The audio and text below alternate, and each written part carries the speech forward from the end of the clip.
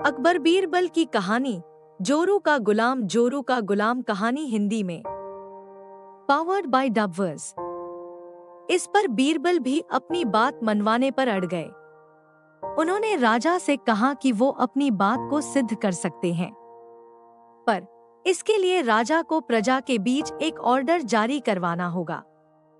वो ऑर्डर यह था कि जिस पुरुष के अपनी पत्नी से डरने की बात सामने आएगी, उसे दरबार में एक मुर्गी जमा करानी होगी।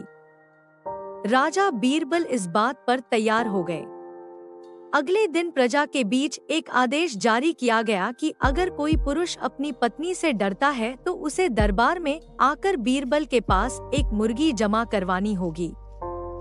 फिर क्या हुआ? बीरबल के पास ढेरों मुर्गियां इकट्ठा हो गईं और सैकड़ों मुर्गियां महल के बगीचे में घूमने लगी।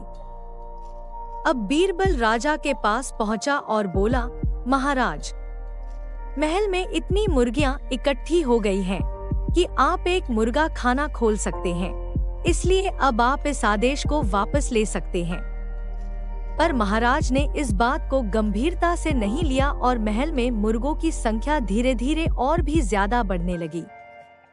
महाराज, मुर्गियों की संख्या इतनी बढ़ गई है कि आप एक मुर्गी खाना खोल सकते हैं, फिर भी आप बीरबल की बात से सहमत नहीं हो रहे हैं। इसलिए बीरबल ने एक नया उपाय सोचा है।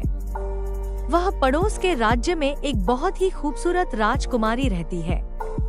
अगर आप चाहें तो मैं आपका रिश्ता वहां पक्का कराऊं। यह सुनते ही राजा चौंक गए और बोले, बीरबल, तुम ये कैसी बातें कर रहे हो?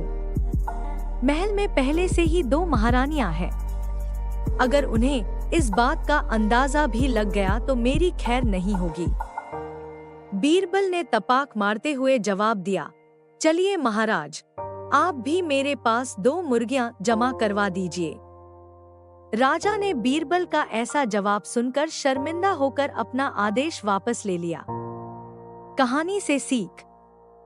डबवर्स द्वारा प्रदर्शित।